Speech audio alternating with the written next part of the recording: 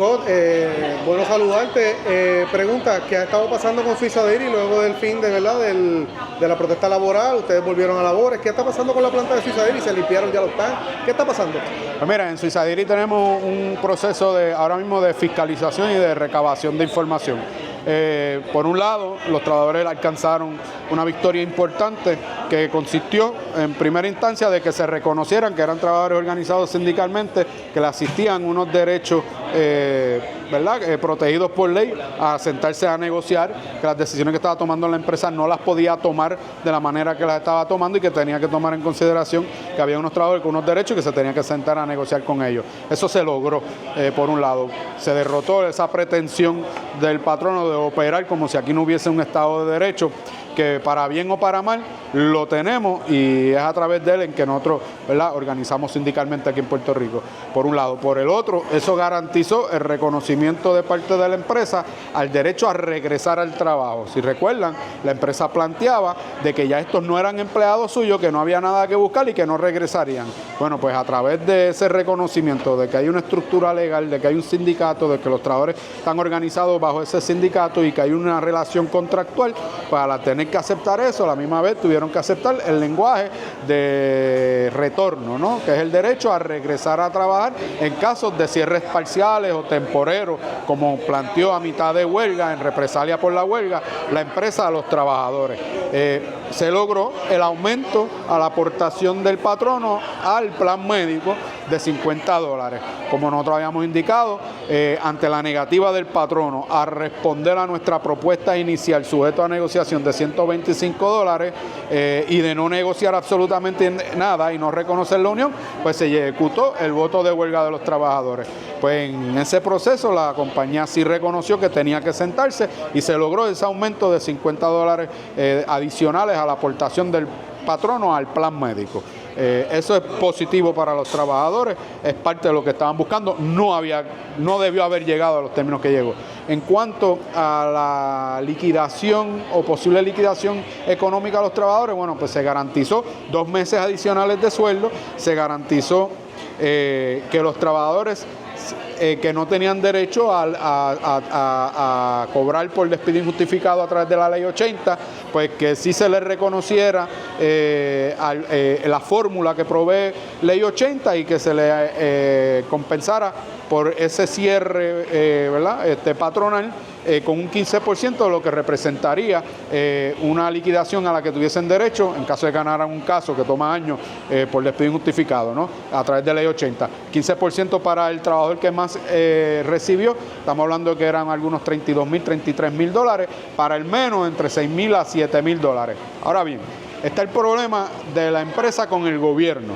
La empresa a mitad de huelga determinó, en reacción a la huelga, cerrar y ejecutar el despido ilegal de los trabajadores en ese contexto, pero también lo utilizó y lo ha continuado utilizando como un mecanismo de presión al gobierno para que el gobierno le desembolse alrededor de $50 millones del erario público a la empresa, argumentando que debido a una decisión del Tribunal Federal, el gobierno le debe esa cantidad de dinero a la empresa por el cobro en exceso de parte del Departamento de Agricultura en cuanto al precio de la leche cruda que le compra a los ganaderos, ¿no? Es una reclamación económica que ellos llevaron al tribunal, el tribunal les da la razón y ellos están diciendo, pues entonces, gobierno, tienes que pagarme. El gobierno tiene el miedo de que estas personas reciban esa cantidad de dinero, recojan bártulo y se vayan como han hecho en otros países.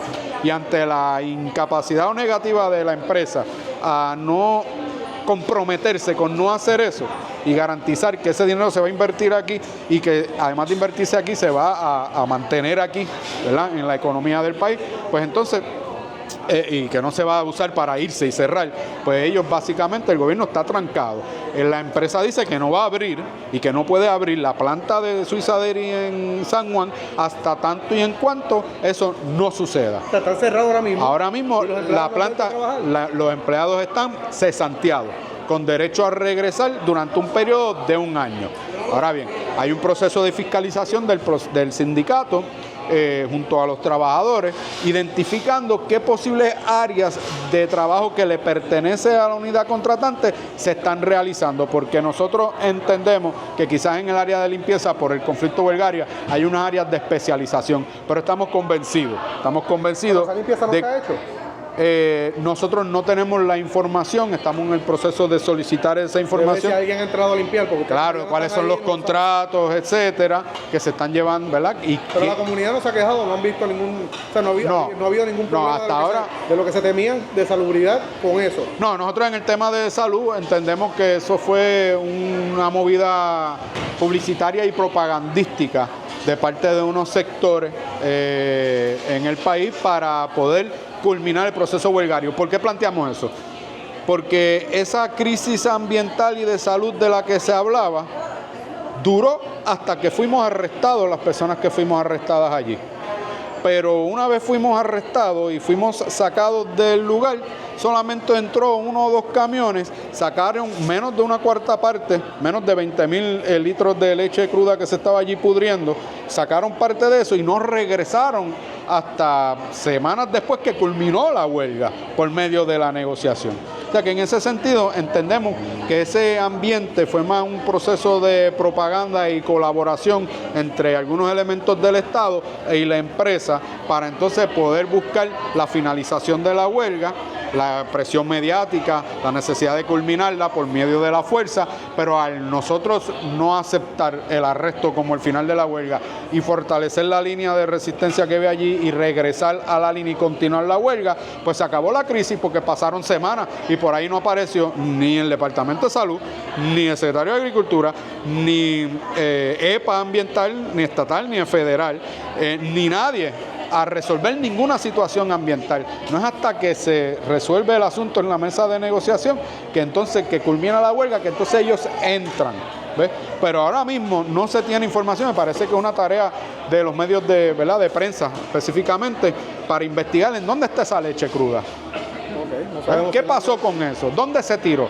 Porque nosotros sabemos que no se tiró donde en los special waste de los que se habla en los vertederos, y no sabemos dónde está porque esos vertederos están organizados con trabajadores de la CDT. Y no hemos recibido informes de que en efecto esa leche cruda que se estaba allí, que iba a atentar, ¿verdad? Parece que era leche nuclear, ¿verdad? Iba a atentar contra toda una comunidad. Bueno, pues no sabemos dónde está eso, ¿no? Entonces, estamos en el proceso de solicitar la información. Ellos están obligados a entregarnos esa información para nosotros entonces hacer las reclamaciones económicas a favor de los trabajadores que haya que hacer en caso de que hayan trabajos que le pertenecen a los trabajadores, que estoy convencido de que sí. Y esas son reclamaciones que vamos a estar llevando a cabo para garantizar que un árbitro del Departamento del Trabajo establezca finalmente, ¿verdad?, si se realizaron trabajos que le pertenecen a la unidad contratante y cuánto entonces es lo que la empresa tendría que pagarle a esos trabajadores por haberle quitado ese trabajo. ¿Y el caso tuyo ilegalmente, el caso de tuyo como los compañeros que fueron arrestados, en qué etapa está eso? Pues mira, no, todos los casos a nosotros nos llevaron hace una semana y media ante una juez en la sala de investigaciones para ver si había causa para arresto. Y la jueza entendió que no había causa para arresto de ninguno de los arrestados, incluyendo al compañero Edwin Morales, que fue llevado a otro tribunal en Cagua, porque fue arrestado pues, por otra unidad motorizada en el caso de él. Nosotros entendemos que los arrestos fueron ilegales, que no procedían, que primero procedía que el juez que emitió el interdicto so pena de desacato tenía que convocar tenía que citarnos al tribunal, darnos la oportunidad de presentarnos en el tribunal y entonces ahí tomar las determinaciones que entendiese necesario. Todavía nosotros hoy no sabemos quién ordenó el arresto de las personas que estaban allí, pero no fue el juez, porque no existe ningún documento de parte de Anthony Cuevas estableciendo que estábamos en desacato, porque fíjese, el interdicto es que si no dejas de hacer lo que estás haciendo, te voy a citar al tribunal y te voy a encontrar incurriendo en desacato si no desistes, si no cesas de hacer la actividad. Pero esa parte no sucedió. Por tanto, nunca hubo una orden del juez Anthony Cuevas diciendo están en desacato, tienes que removerlo. Por tanto, en Puerto Rico nadie sabe quien tomó la decisión de ordenarle a la unidad de arrestos especiales de la Policía de Puerto Rico los arrestos de las personas que estaban en huelga. Entendemos que es ilegal, entendemos que el interdicto también es ilegal porque atenta con la ley Landon Griffith, que establece que en conflictos obreros patronales los tribunales no se meten, a menos que sea para solucionar problemas de violencia, violaciones de leyes criminales, etcétera, ¿no? Pero el conflicto como tal, no. Y finalmente ese día que nos arrestaron, a nosotros nos pasearon por cuarteles, por el cuartel general, por el tribunal, no nos llevaron ante el juez, nos mantuvieron en la guagua en el tribunal y allí, en ese momento, bajaron los de arrestos especiales con los papeles de citación, ¿ves? Que es la citación que se vio en sala de investigaciones, fíjese, no ante el juez que presentó el interdicto. Y de ahí nos llevaron a pasear por el área metropolitana, nos llevaron al cuartel general al sótano, ahí nos tuvieron 3 o 4 horas ya con los papeles de la citación, obviamente para retrasar nuestra llegada a la línea de huelga, que estaba llena de gente que se movilizó para cuidarla y protegerle el derecho de los trabajadores a irse a la huelga en Puerto Rico, pero no pasó nada, ¿no? Así que esa es otra tarea también de la prensa. ¿Quién ordenó los arrestos de personas que estaban ejerciendo su derecho a la huelga? No fue el juez, pero alguien le dijo a la unidad de arrestos especiales, personas que nos dijeron a nosotros nunca hemos hecho esto que estamos haciendo. Nosotros llegar al lugar, ejecutar una orden de arresto tumbando puertas. Esto que estamos haciendo nunca lo habíamos hecho en Puerto Rico y me parece que es peligroso la utilización de ese tipo de unidad en contra de trabajadores. ¿Por qué? Bueno, porque de la misma forma que la utilizan en contra de trabajadores, la utilizan contra las comunidades que están luchando, por ejemplo, acceso a las playas, etcétera. Pero es una orden extrajudicial, los arrestos, porque nadie sabe quién ordenó esos arrestos. Y entonces finalmente, cada día que pasa entonces con esa planta cerrada y esa operación cerrada, es mercado que están peleando el mercado de la leche. ¿Qué ha pasado entonces? Que también nos vengan a decir, mira, es que después de la huelga no hemos podido volver a competir, nos quitaron los clientes y nos vamos. Pues es lo que tú mencionabas. Sí. ¿Qué está pasando en el mercado de la leche? Bueno, en el mercado de la leche, Tres Monjitas está beneficiándose grandemente, ¿no? En el caso del sindicato, la Central General de Trabajadores y Trabajadoras plantea que no puede haber, ¿verdad?, dentro del modelo económico que vivimos, que no necesariamente estamos de acuerdo con él, no puede haber un solo jugador en la industria de leche en Puerto Rico, de producción de productos lácteos en Puerto Rico y de producción de leche fresca. No puede haber un solo jugador. Y en ese caso, nosotros lo que estamos planteando es que si la empresa no abre y reabre y el Estado no interviene, pues entonces nosotros estamos planteando el desarrollo de una cooperativa de trabajadores y productores de productos lácteos en Puerto Rico. Pero eso no es Índula. Índula que es una cooperativa de los ganaderos. Pero en el caso de Suiza Dairy, la matrícula unionada de la CGT lo que está planteando es el desarrollo de una cooperativa para hacerle una oferta a Suiza Dairy de compra para comprarle la planta y ponerla en manos de los trabajadores y las trabajadoras. ¿Por qué? ¿Qué es lo que dice la empresa? Que quizás el secretario de Agricultura quería que pasara eso, ¿o no? O sea, pues no sabemos, ¿verdad?, cuál es la intención del secretario de Agricultura. Sabemos que a diferencia de lo que está planteando la industria lechera en Puerto Rico, sí se está perdiendo leche cruda en Puerto Rico. Pero eso habrá que discutirlo con los ganaderos, que son las personas que están en ese frente diario, ¿no?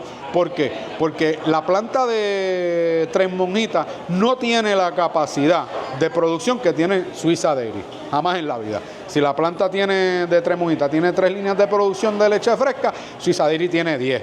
O sea que en ese sentido es imposible. Pero ellos están diciendo que están supliendo todo el mercado. Están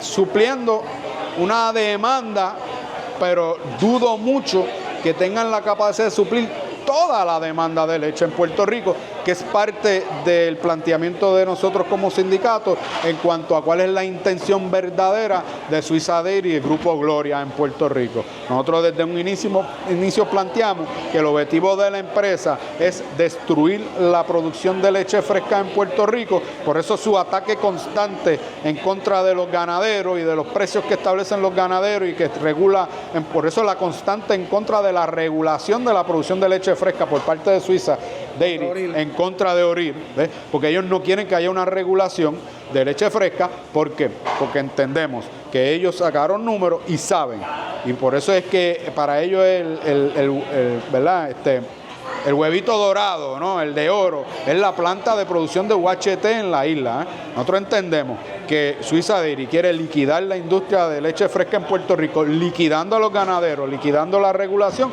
para poder importar leche UHT desde fuera. ¿Por qué? Porque tanto en Perú como en otros países suramericanos o centroamericanos, ellos son dueños de la vaca, de la tierra donde pastorea la vaca, del que ordeña la vaca, de la producción entonces de leche y de la distribución, a diferencia de aquí en Puerto Rico, ¿no? O sea, que había la competencia de Indulac, que no, que es la UHT. Claro.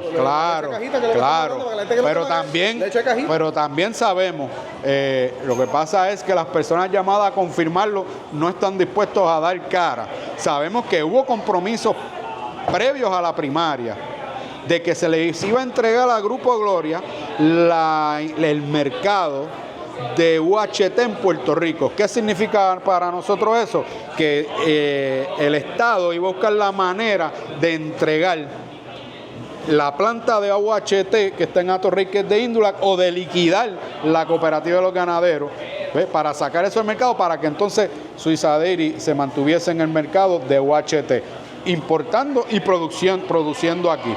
¿Ves? Por eso es que de todo lo que cerraron, no cerraron la línea de producción de UHT en Aguadilla, ¿no? Oye, Scotty, ya que te tengo aquí, no te quito mucho más tiempo, pero dame tu reacción a lo que está pasando con Luma en estos días. Obviamente tú trabajas con los Se Acabaron las Promesas, obviamente viendo todo lo que está ocurriendo, movilización que está ocurriendo. ¿Cuál es la posición de ustedes en estos días viendo lo que está pasando con Luma? Pues mira, nosotros, fíjate, hay un paralelismo en la actitud del Grupo Gloria y del señor Vallejo, principal ejecutivo del Grupo Gloria, Suiza Dairy, con la actitud de Luma y del principal ejecutivo de Luma o portavoz de Luma, publicista Juan Saca, en cuanto a la forma en que tratan a los puertorriqueños y las puertorriqueñas y esos dos servicios que son esenciales en el país. Es una manera despectiva, es una manera en donde nosotros somos la empresa privada, tenemos derecho a hacer lo que nos dé la gana y vamos a hablar como incluso si fuéramos gobierno, ¿no? Ha habido un recrudecimiento deshumanizante de parte de Luma en contra del derecho del pueblo a tener una seguridad energética, y lo han hecho de manera tal para en cierta medida normalizar la ausencia de luz eléctrica en el país. Nuestro llamado es a que sigamos el ejemplo de esas trabajadoras y trabajadores de Suiza Dairy, que se enfrentaron a su patrono, que se enfrentaron a la judicialización de su lucha y que llevaron la lucha hasta lograr un acuerdo. En este caso, Luma tiene que irse de Puerto Rico, pero para que Luma se vaya de Puerto Rico, todos los sectores sociales que nos oponemos a la presencia de Luma en Puerto Rico, tenemos que movilizarnos, pero ya más allá de la queja, sino de forma contundente, con movilizaciones masivas para parar a Luma, sacar a Luma de Puerto Rico, entonces resolver nosotros los puertorriqueños y las puertorriqueñas el problema que tenemos. Sin embargo, tenemos un problema de poder. Ayer mismo, le decía el señor Mujica de la Junta de Control Fiscal, básicamente a otro periodista le planteaba de que no importa la alternativa, tiene que ser por medio de la privatización. ¿Ves? Así que ya, claro. Entonces eso pues ya es un problema limitante, porque ¿cuál es el problema principal de que esté privatizada? Que no podemos hacer nada al respecto para solucionar el problema. Y la excusa no puede ser que cuando estaba en manos del Estado no podíamos resolver, porque sí podíamos resolver, incluso a pesar de las deficiencias, de la falta de mantenimiento, de la falta de supervisión o de administración adecuada de la empresa y de los recursos de la empresa, los obreros y las obreras, en función de su responsabilidad pública y como servidores públicos, sí resolvían los problemas sin importar las consecuencias, y muchos dieron la vida incluso para que el país se recuperara en situaciones complicadas y mantenían ese servicio funcionando a pesar de todo, porque nadie puede decir que la Autoridad de Energía Eléctrica estaba en mejores manos hoy con Luma que como estaba anteriormente en las manos del pueblo de Puerto Rico. Y la gente te lo va a decir, igual que con lo que tú dices, ¿verdad? Que hay unos paralelismos, porque igual que te tiraron, cuando yo veía los comentarios en las redes con lo de la lucha, le contaste los que muchos ganaron, que los votaron a todos. Igual que con Luma, ¿qué vamos a hacer? No vamos a volver al pasado. ¿Qué le podemos contestar? Que cuando a ti te vengan con esos argumentos a esa gente, ¿cuál es tu respuesta a eso? Mi respuesta, fíjate, venía pensando eso porque escuchaba un analista, básicamente, un político, diciendo lo mismo en la radio cuando venía de camino a esta actividad. Me parece que es un planteamiento infantil. Me parece que es infantilizar la política en Puerto Rico y la gestión administrativa de los recursos del Estado y de las proyecciones que tienen los políticos con respecto al país que nosotros queremos. Es obvio que la cancelación del contrato toma tiempo. Y es obvio que ese es el tiempo que se va a requerir en traer unas posibles alternativas. O sea, que incluso dentro de la mentalidad privatizadora, el cancelar el contrato de Luma no es algo que sucede de un plumazo, es lo primero. Hay unos procesos. Y es dentro de esos procesos y la temporalidad de esos procesos, entonces, donde se buscan alternativas. Lo que yo sí puedo plantear es que si no se entra en el proceso de cancelar el contrato, no se va a entrar en ningún momento en el proceso de buscar la alternativa. Mientras exista el contrato y la defensa de los principales partidos, ¿verdad? De un sector, ¿verdad?, de político del país con poder todavía, mientras ellos estén defendiendo ese contrato bajo el argumento de que no lo podemos cancelar sin tener un plan, porque es una forma cómplice de mantener el contrato, entonces no va a haber ningún cambio. Es en la ejecución del contrato y en ese proceso entonces que el Estado está obligado a buscar alternativas. Pero volvemos a tener el problema, que es un problema de poder, ¿ves?, que nos enfrenta a una estructura que es la Junta de Control Fiscal. O sea que la movilización para el cambio que necesitamos cuanto a la seguridad energética del pueblo no es solamente en contra de Luma, ni de aquellos que los están protegiendo en el país con el discurso de hasta que no tengamos un plan no podemos cancelar el contrato. No, sino que también hay una estructura legal del Congreso de los Estados Unidos diciendo cómo sí lo podemos hacer. Y fíjese, el planteamiento es que tiene que ser privada la empresa. ¿Pero de dónde son esas empresas? Son multinacionales. Y son empresas estadounidenses o con raíces económicas en Estados Unidos. Entonces, ¿de qué es lo que estamos hablando? De continuar transfiriendo las riquezas del pueblo hacia manos privadas. Bueno, eso no es un modelo económico viable. Vámonos a un viaje más profundo en el caso tuyo, porque tú eres líder unionado. Ahora, las uniones que es de Luma tienen que contratar unionado a precio del unionado de Estados Unidos, que he estado viendo que es un tema que se está hablando en estos días también. Pero eso, no son unionados, no es para la unión de Puerto Rico, es para una unión de afuera. Claro. O sea que hasta la parte unionada tiene que entrar en esa dinámica. Claro que sí, pero también... Porque tú no vas a hacer una unión de aquí, o las uniones de aquí van a protestar contra las uniones de allá. No. Bueno, lo cierto es que son los trabajadores también de la empresa los que tienen que exigirle a su organización obrera mejor representación, ¿verdad? Y proteger sus intereses, ¿verdad?, que son los suyos, los que trabajan aquí, y no los que trabajan aquí para llevarse el fruto del trabajo para sus estados en otro lugar, ¿no? Entonces, en ese sentido, el llamado también a los trabajadores de Luma, que Luma es tu patrono. Luma te está explotando económicamente. Fíjate que ya no eres celador, que ahora eres un técnico, ¿ves? Y ahora eres una persona que puede hacer de todo. Mire, ¿no?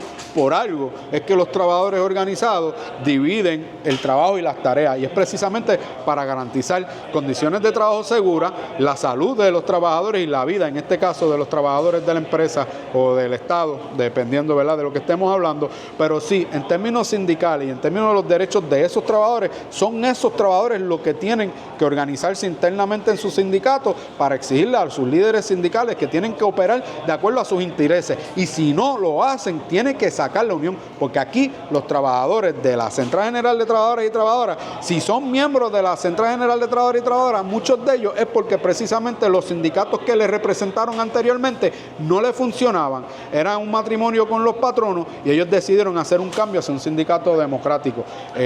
Aquellos que no lograron o no hayan logrado democratizar su propio sindicato. Así que en ese sentido el llamado a los trabajadores organizados de Luma es o a democratizar su sindicato o a cambiar de sindicato. Y en ese caso la Central General de Trabajadoras y Trabajadores siempre estará a su disposición. Yo te voy a decir algo, mi percepción, yo creo que las elecciones de ahora en noviembre se convirtieron en un plebiscito. Luma, contrato cancelado, ¿sí o no?